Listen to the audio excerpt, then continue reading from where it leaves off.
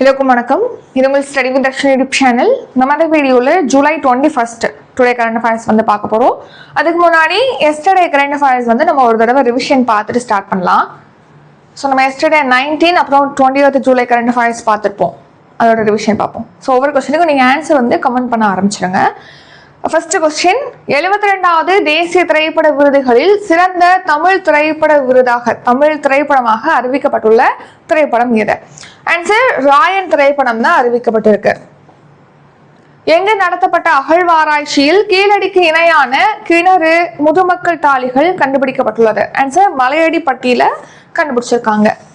பொது சிவில் சட்ட மசோதாவை கொண்டு வந்த மாநிலங்கள் எவை? ஸோ ஃபர்ஸ்ட் உத்தரகாண்ட் கொண்டு வந்திருப்பாங்க, அதுக்கு அடுத்து அசாம், குஜராத் ஆகிய மாநிலங்கள்ல கொண்டு வந்திருக்காங்க. So answer all of the above. RF.5 எந்த தீநுண்மையின் திரிபு? ஸோ கரோனாவுடைய ஒரு வேரியன்ட் தான் ஒமைக்ரான். ஒமைக்ரானுடைய ஒரு வேரியன்ட் தான் என்னது? இந்த RF.5 அப்படிங்கிறது. இந்தியாவின் 2வது ராக்கெட் ஏவுதளம் எங்கு அமைக்கப்படுகிறது? ஸோ தூத்துக்குடி மாவட்டத்துல குலசேகரப்பட்டினத்துல தான் அமைக்கிறாங்க. அப்போ முதல் ராக்கெட் ஏவுதளம் அப்படிங்கிறது ஸ்ரீஹரிகோட்டால இருக்கு. நாட்டின் முன்னணி உள்கட்டமைப்பு துறைகளின் பட்டியலில் மத்திய அரசு புதிதாக இணைத்துள்ள துறை எது? அயன் ஓரை தான் இணைச்சிருக்காங்க. ஸோ இரும்பு தாது. ஸோ அதன்படி 9ஆக இன்க்ரீஸ் ஆயிருக்கு அந்த எண்ணிக்கை. ககன்யான் திட்டத்திற்காக இஸ்ரோவின் மனித விண்வெளி பயண மையத்துடன் இணைந்து உயர் விண்வெளி அறிவியல் ஆய்வை மேற்கொள்ளும் நிறுவனம் எது? Answer SCTIMST. Japan open super 750 badminton போட்டியில் சாம்பியன் பட்டம் வென்றவர் யார்? ஆன்சர் PV சிந்து வந்து வின் பண்ணிருக்காங்க. ஃபிஃபா உலகக்கோப்பை கால்பந்து போட்டியில் இங்கிலாந்து டேஷ் பதக்கம் வென்றுள்ளது. பிரான்ஸ் மெடல் வின் பண்ணிருக்காங்க. தமிழ்நாடு நாள் எப்போது அனுசரிக்கப்படுகிறது? ஆன்சர் ஜூலை 18 தான் நம்ம வந்து தமிழ்நாடு நாள் அப்படிங்கறத செலிப்ரேட் பண்றோம். இப்போ டுடே கரண்ட் அஃபேர்ஸ் பார்க்கலாம். 21 July today current affairs. So அதுக்கு முன்னாடி ஒரு குவாட் பார்த்துட்டு ஸ்டார்ட் பண்ணலாம். கவனிங்க. If you look at what you have in your life, you always have more.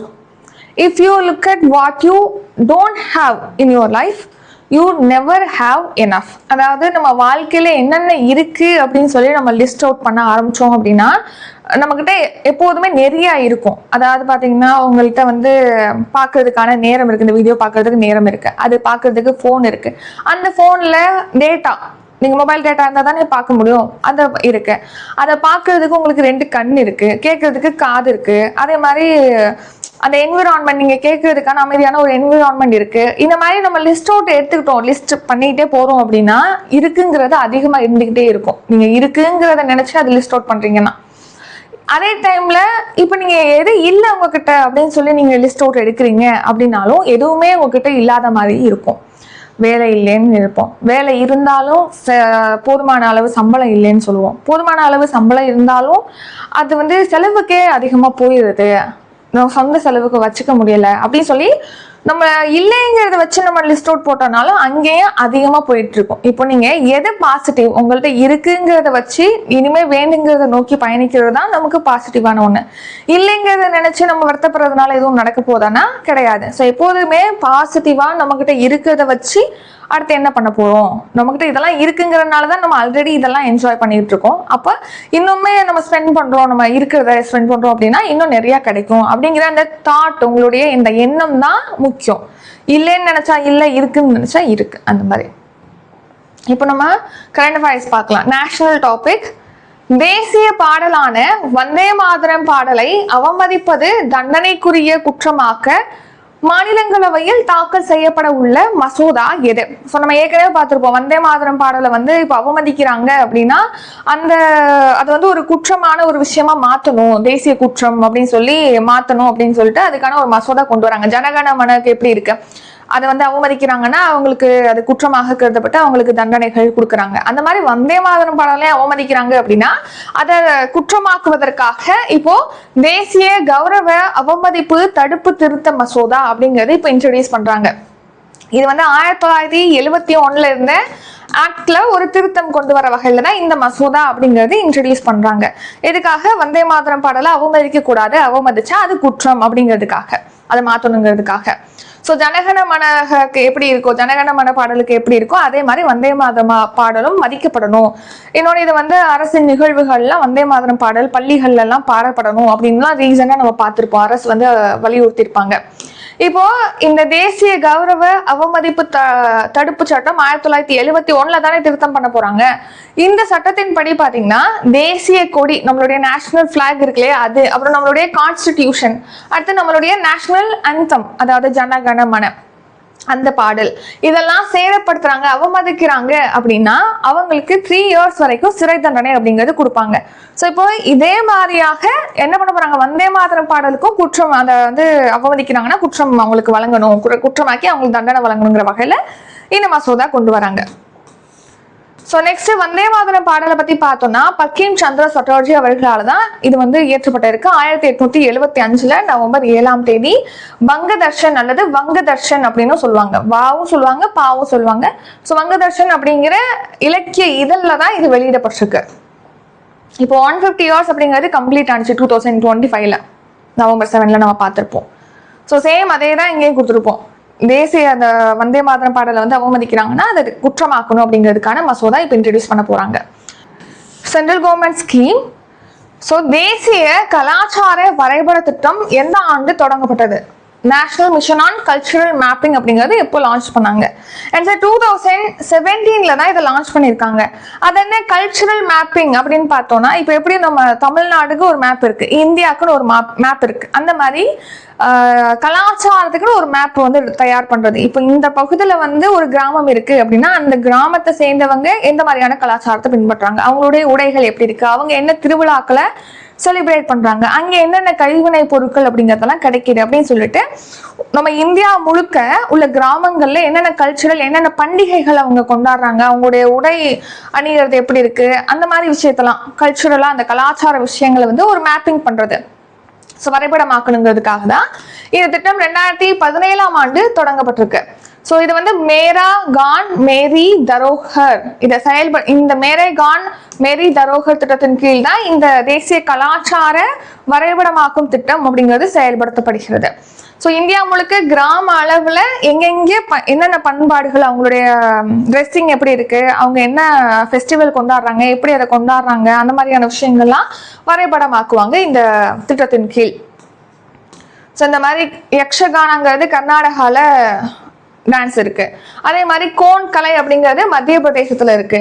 Zone நடனம் அப்படிங்கிறது மேற்கு வங்க மாநிலத்தில் ஆடப்படுது. போனுங் நடனம் அப்படிங்கிறது அருணாச்சல பிரதேச மாநிலத்தில் ஆடப்படுது. பிடேஷா நாட்டுப்புற நாடகம்ங்கிறது உத்தரப்பிரதேச மாநிலத்தில் இருக்கு. வார்லி ஓவியம் அப்படிங்கிறது மகாராஷ்டிரால இருக்கு. கால்பேலியா நடனம்ங்கிறது ராஜஸ்தான்ல இருக்கு. இந்த மாதிரியான விஷயங்கள்லாம் இப்போ மேப்பிங் பண்ணியிருக்காங்க இந்த திட்டத்தின் கீழ் அப்படின்னு சொல்லி தெரிவிச்சிருக்காங்க.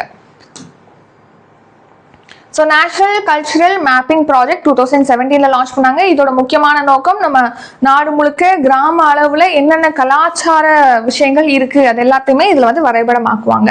ஸோ அங்கே கைவினைஞர்கள், கலாச்சார பயிற்சியாளர்கள், அங்கே உள்ள கலைஞர்கள், இவங்க சம்பந்தமாக எல்லாமே வந்து அவங்க மேப்பிங் பண்ணுவாங்க. இதுல கைவினை கலைஞர்கள்னா அந்த பர்சனாலிட்டி, அந்த பர்சன் யாரு அப்படின்னு சொல்லிட்டு ரெஜிஸ்டர் பண்ண மாட்டாங்க. இங்க இந்த மாதிரியான கைவினை கலைஞர்கள்லாம் இருக்கிறாங்க, அந்த மாதிரி விஷயங்களை மேப்பிங் பண்ணுவாங்க. இப்போ நம்ம சொன்னோம் இல்லையா அந்த பிக்சர்ல அதே தான் இங்கே இருக்கும். அடுத்து நேஷனல் கரண்ட் அஃபேர்ஸ். உலக அளவில் பருத்தி சாகுபடி பரப்பளவில் இந்தியா எத்தனையாவது இடத்தில் உள்ளது? ஸோ காட்டன் பொறுத்த வரைக்கும் பார்த்தீங்கன்னா நம்ம சாகுபடி பரப்புல இந்தியா வந்து உலகத்துல முதல் இடத்துல இருக்கு. சாகுபடி பரப்பு நம்ம எவ்வளவுக்கு அந்த பருத்தியை வந்து விளைவிக்கிறோம், சாகுபடி செய்யறோம் அப்படிங்கிறத பொறுத்து ஃபர்ஸ்ட் பிளேஸ்ல இருக்கு.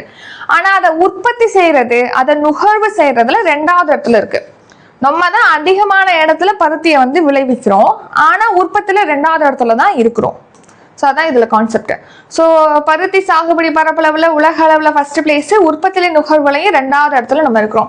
ஸோ 4 ஸ்பீசிஸ் இருக்கு காட்டனை பொறுத்த வரைக்கும். அந்த 4 ஸ்பீசிஸ்மே, அந்த காட்டன் ஸ்பீசிஸ்மே 4 வகையான காட்டனுமே உற்பத்தி செய்யக்கூடிய ஒரே நாடாக நம்ம இந்தியா தான் இருக்கு.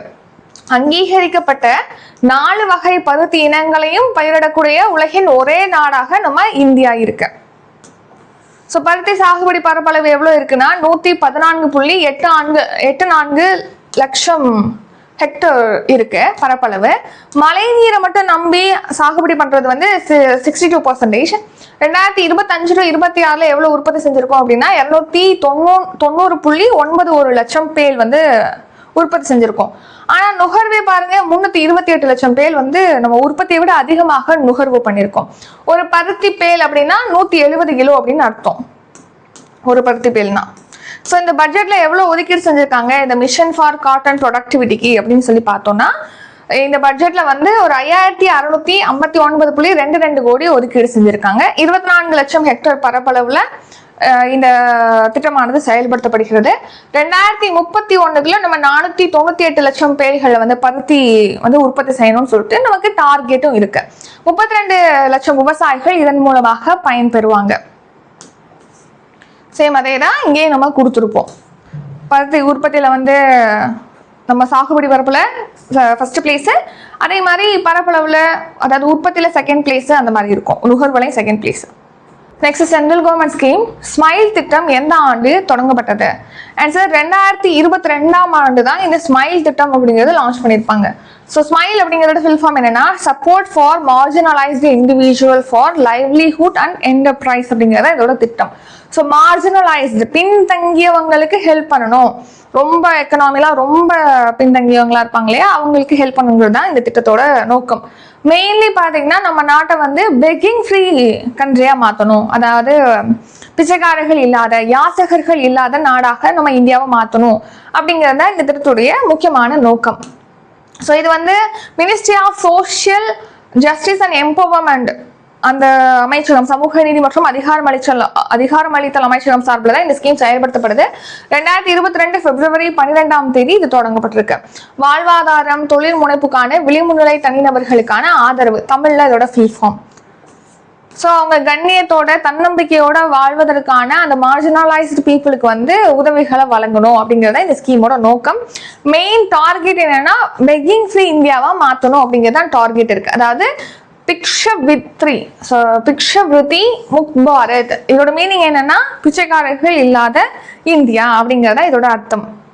ஸோ இது தொடங்கப்பட்டது பார்த்தோம், என்ன மினிஸ்ட்ரின்னு பார்த்தோம் இல்லையா, அதே மாதிரி கண்ணியத்துடனும் அவங்க வந்து தன்னம்பிக்கையுடன் வாழணும், அதான் அதோட நோக்கம். நெக்ஸ்ட் பிச்சை எடுக்கிறவங்க இந்த ஸ்கீம் கீழே அடையாளம் காணப்பட்டு அவங்க மீட்கப்பட்டு அவங்களுக்கு ஏதாவது மருத்துவ சேவைகள் தேவைன்னா அதெல்லாம் வழங்கி கல்வி வழங்கி அவங்களுக்கு திறன் பயிற்சிகள் கொடுத்து அவங்களுடைய வாழ்வாதாரம் கொடுத்து ஒரு அவங்க ஒர்க் பண்றதுக்கான ஒரு ஸ்டெபிலிட்டியை கிரியேட் பண்ணி அவங்களோட இப்போ பேசிக்கா அவங்க வாழ்வதற்கான ஒரு பேசிக் எல்லா நீட்ஸுமே இவங்க ஃபில் பண்ணி கொடுத்துருவாங்க. அடுத்து அவங்க தொடர்ந்து ஒர்க் பண்ணி அவங்க பாத்துக்கிற மாதிரி கல்வி திறன் மேம்பாடு வாழ்வாதார ஆதரவுலாம் கொடுப்பாங்க.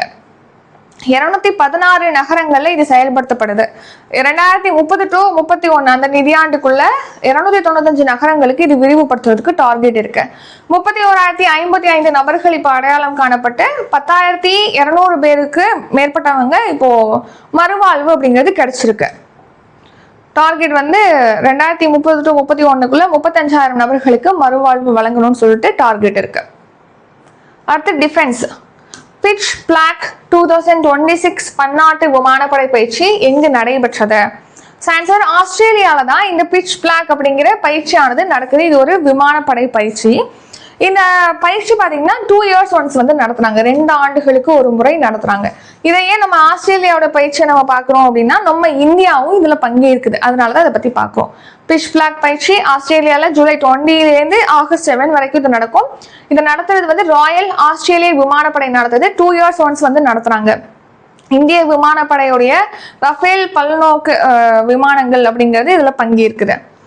ஸோ நெக்ஸ்ட் வந்து C-17 குளோப் மாஸ்டர் 3 அப்புறம் IL-78 இந்த விமானங்கள்ல இதுல பங்கேற்குது. சேம் அதே கண்டென்ட் தான் இங்கேயும் கொடுத்துருப்போம். Next science and tech digital முறையில் உள்ளூர் பாஸ் பெற அறிமுகப்படுத்தப்பட்ட கைபேசி செயலி எது? ஸோ ஆன்சர் வந்து ராஜ்மார்க் யாத்ரா அப்படிங்கிற செயலி வந்து இன்ட்ரடியூஸ் பண்ணியிருக்காங்க.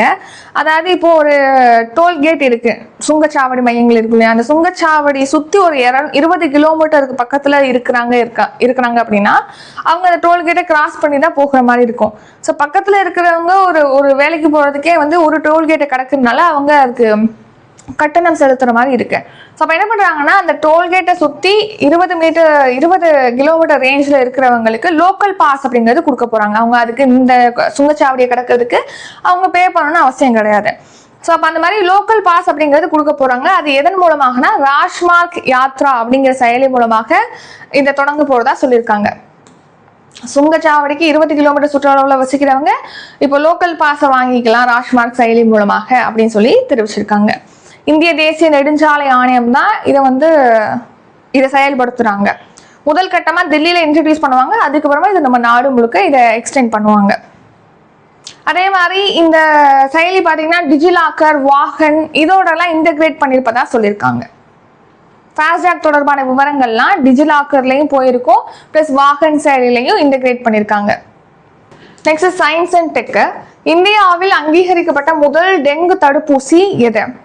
ஆன்சர் கியூடெங்கா. இதை TAK-003 அப்படின்னு சொல்லுவாங்க. டகேதா நிறுவனம், ஜப்பான் நாட்டுடைய டகேதா நிறுவனம் தான் இதை உருவாக்கியிருக்காங்க. இதுதான் இந்தியாவில் அங்கீகரிக்கப்பட்ட ஃபர்ஸ்ட் டெங்கு வேக்சின்ங்கிறது ஜப்பான் நாடுனால உருவாக்கப்பட்டிருக்கு.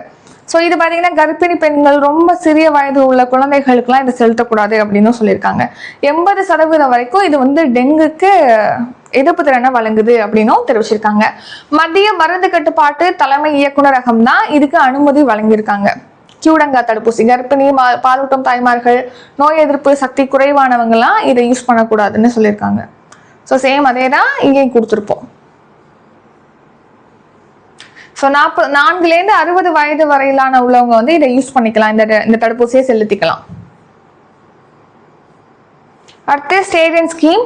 எந்த மாநிலத்தில் கர்ப்பிணிகள், குழந்தை பெற்றெடுத்த இளம் தாய்மார்கள், சிசுக்கள் ஆகியோருக்கு இலவச போக்குவரத்து சேவை வழங்க 500 தாய் சேய் வாகனங்கள் அறிமுகப்படுத்தப்பட உள்ளது?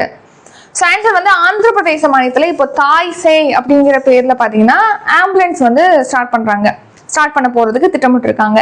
யாருக்காகனா பிரெக்னன்சி உமனுக்காக. அதே மாதிரி இந்த சிசு குழந்தைகள் இருக்கும் இல்லையா, அந்த குழந்தைகள், அதுக்கப்புறமா அப்பதான் பிரசவம் முடிஞ்சிருக்கும், அந்த மாதிரி இருக்காங்க இல்லையா குழந்தை பிறந்த தாய்மார்கள், அவங்களுக்கு இந்த தாய் சேய் வாகனங்கள் அப்படிங்கிற பேர்ல ஆந்திர பிரதேசத்துல ஆம்புலன்ஸ் ஆனது இயக்கப்பட இருப்பதாக சொல்லியிருக்காங்க. கர்ப்பிணிகள், இளம் தாய்மார்கள், சிசுக்களுக்கு. இதன் மூலமா 2.75 லட்சம் பெண்கள் பயன்பெறுவாங்க. இதுல என்னென்னலாம் இந்த ஆம்புலன்ஸ்ல இருக்குன்னா சீட் பெல்ட் இருக்கு, ஃபர்ஸ்ட் எய்ட் பாக்ஸ் இருக்கு, தீ அணைப்பு சாதனம், GPS இந்த மாதிரி வசதிகள்லாம் அதுல இணைக்கப்பட்டிருக்கு. அடுத்து சயின்ஸ். கீழ்கண்ட கூற்றுடன் தொடர்புடையதை தேர்ந்தெடுக்க. ஃபர்ஸ்ட் ஸ்டேட்மெண்ட் பசுமை இல்ல வாயுக்களில் மிகவும் சக்தி வாய்ந்த ஒன்றுன்னு பார்க்கிறோம். அடுத்து வெப்பத்தை வளிமண்டலத்தில் வைக்கும் திறன் பல மடங்கு அதிகம். நெக்ஸ்ட் எளிதில் தீப்பற்றக்கூடிய வாயு அப்படின்னா மீத்தேன். ஸோ நம்ம அதிகமாக பார்த்தீங்கன்னா கிரீன் ஹவுஸ் கேஸஸ்லேயே அதிகமாக புவி வெப்பமயமாதலுக்கு கார்பன் டை ஆக்சைடு தான் காரணம் சொல்கிறோம். ஸோ அது சைலண்டாக இன்னொரு வாயுவுமே அதை ஹீட் பண்ணிட்டு இருக்கு. அது என்ன அப்படின்னா மீத்தேன். இது தீப்பற்றக்கூடிய ஒரு வாயு. ஸோ இப்போ இந்த மீத்தேன் பார்க்குறோம். ஏன் இந்த மீத்தேன் பார்க்குறோம்னா, இப்போ கார்பன் டை ஆக்சைடு நார்மலாக நம்ம டீசல், புதைப்படிம எரிபொருட்களை நம்ம எரிக்கிறதுனால அதுலேருந்து புகையிலேருந்து ரிலீஸ் ஆகி அந்த கார்பன் டை ஆக்சைடு வளிமண்டலத்தில் அதிகமாக கலக்குது அப்படின்னு சொல்லி பார்க்குறோம்.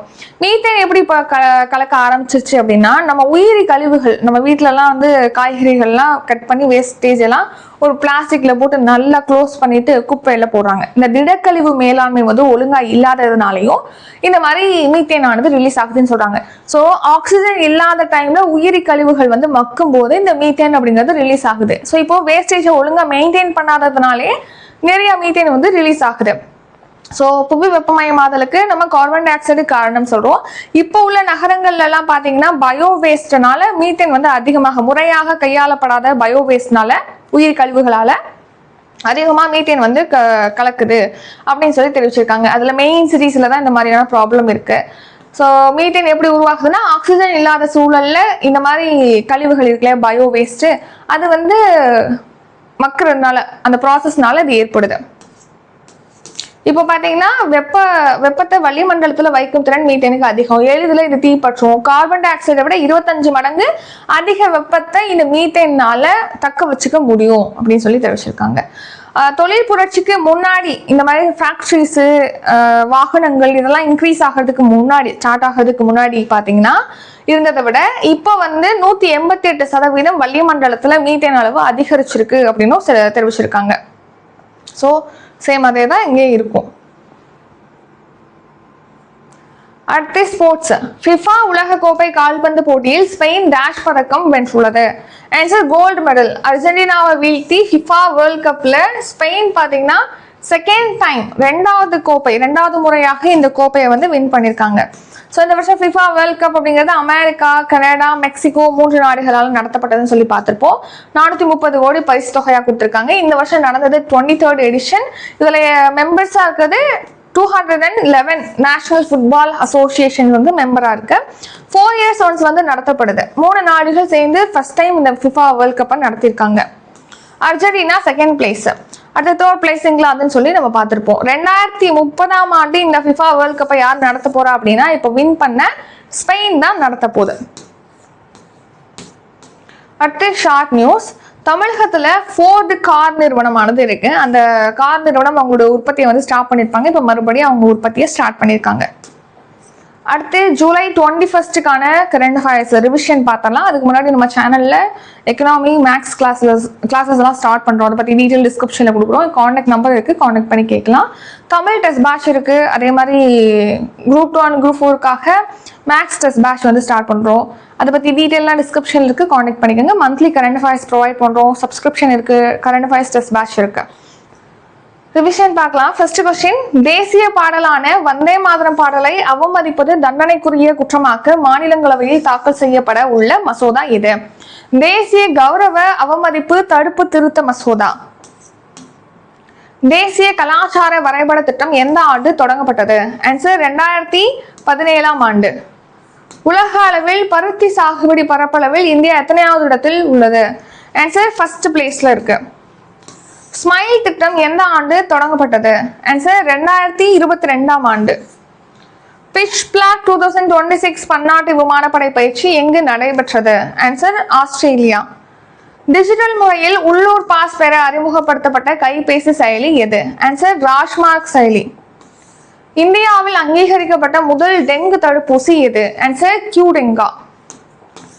எந்த மாநிலத்தில் கர்ப்பிணிகள், குழந்தை பெற்றெடுத்த இளம் தாய்மார்கள், சிசுக்கள் ஆகியோருக்கு இலவச போக்குவரத்து சேவை வழங்க 500 தாய் சேய் வாகனங்கள் அறிமுகப்படுத்தப்பட உள்ளது?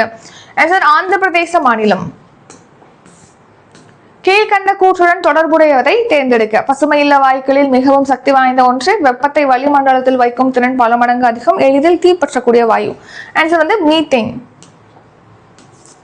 ஃபிஃபா உலகக்கோப்பை கால்பந்து போட்டியில் ஸ்பெயின் டேஷ் பதக்கம் வென்றுள்ளது. ஆன்சர் கோல்டு மெடல் வந்து வின் பண்ணிருக்கு. அதாவது சாம்பியன் கோப்பையை வின் பண்ணிருக்கு. கோல்டு மெடல் சொல்றதை விட கோப்பையை வின் பண்ணியிருக்காங்க. ஸோ இத்துடன் இன்றைக்கான கரண்ட் அஃபேர்ஸ் வீடியோ நிறைவடைகிறது. இந்த வீடியோ உங்களுக்கு பிடிச்சிருந்தா லைக் பண்ணுங்க, ஷேர் பண்ணுங்க. நம்ம சேனலை நீங்க இன்னும் சப்ஸ்கிரைப் பண்ணலன்னா மறக்காம சப்ஸ்கிரைப் பண்ணிக்கோங்க. நன்றி, வணக்கம்.